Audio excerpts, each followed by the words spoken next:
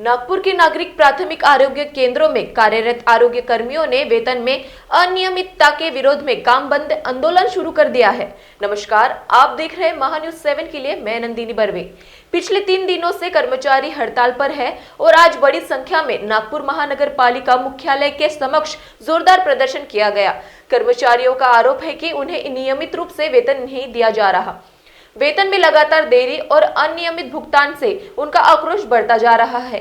प्रदर्शन के दौरान कर्मचारियों ने प्रशासन के खिलाफ नारेबाजी की और अपनी लंबित मांगों की तत्काल पूरा करने का मांग किया है। कर्मचारियों का कहना है कि वे स्वास्थ्य सेवाओं की रीढ़ है, लेकिन समय पर वेतन न मिलने से उनके परिवार आर्थिक संकट से गुजर रहे।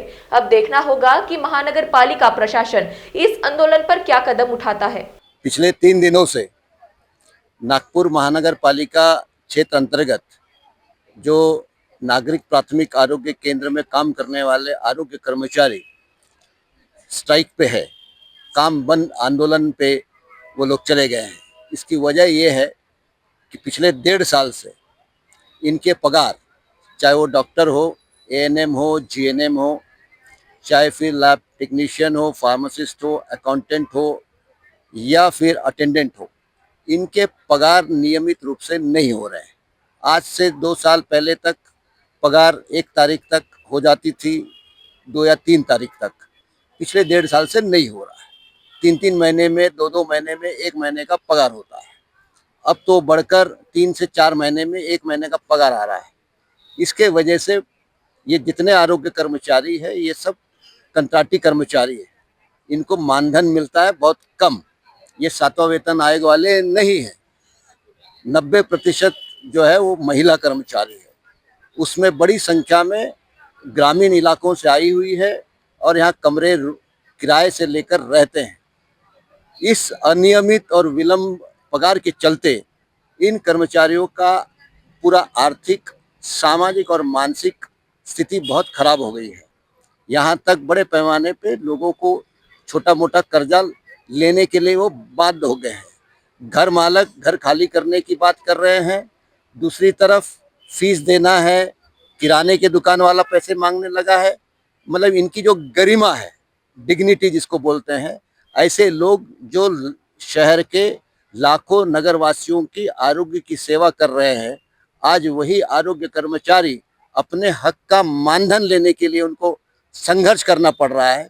इसको लेकर नागपुर महानगर पालिका अस्थायी आरोग्य कर्मचारी संगठन ने 30 जनवरी को मुंबई के जो मुखिया है, आयुक्त आरोग्य सेवा व अभियान संचालक राष्ट्रीय आरोग्य अभियान, उनको बकायदा यहाँ के वैद्यकीय आरोग्य अधिकारी डॉक्टर सेलोकर के माध्यम से निवेदन भेजा गया और उसमें कहा गया कि भाई ये पगार जो है आप अगर समय पे नहीं करेंगे तो लोग आंदोलन करेंगे। लेकिन उन्होंने अभी तक कोई दखल लिए नहीं है। परिणाम ये हुआ कि 9 तारीख से आरोग्य कर्मचारी आंदोलित है और 3 दिन आज यहाँ बैठ के हो गए हैं। कल नवनिर्वाचित महापौर महोदया ने संज्ञान लेते हुए उन्होंने थोड़ा हस्तक्षेप किया है और उन्होंने कहा है कि मैं इस मसले पे मीटिंग करना चाहती हूँ और आवश्यक जो कोई निर्देश है वो देने की उन्होंने बात किए हैं। तो हम लोग इंतज़ार कर रहे हैं उनकी मीटिंग हो जाए उसके बाद। और आज की स्थिति ये है कि एक समय था कि नागपुर महानगर पालिका के आयुक्त से यूनियन ने इस बात की पहल करके एक रास्ता निकाला था कि जब भी राज्य के तरफ से अनुदान ना आए, ऐसे स्थिति में ये जो राष्ट्रीय आरोग्य मिशन है, ये कारपोरेशन से एडवांस ले ले, पगार दे दे और जैसे ही सरकार का अनुदान इनको मिल जाता है वो वापस कर दे। लेकिन अकाउंटिंग की कुछ नई सिस्टम भारत सरकार की है या महाराष्ट्र सरकार की, आज तक समझ में नहीं आया। राज्य ने ये कह दिया कि भाई आप एडवांस तो ले सकते हो लेकिन वापस नहीं कर सकते। अब जब वापस कर ही नहीं सकते तो फिर आयुक्त साहब ने भी हाथ उठा दी कि मैं अपने पैसे डुबा नहीं सकता। तो एक ऐसी पूरी परिस्थिति है कि विकसित भारत में, डिजिटल इंडिया में ऑनलाइन पगार समय पे नहीं हो रहा और ये 1-2 दिन की बात नहीं है। ये 1.5 साल से ये रोना चल रहा है। अभी तक स्थिति में कोई बदलाव नहीं आया। जानकारी के मुताबिक महाराष्ट्र के 29 महानगर पालिकाओं में से करीब 20 महानगर पालिकाओं में नियमित पगार हो रहा है। जो 8-10 बच्चे हैं उसमें नागपुर है।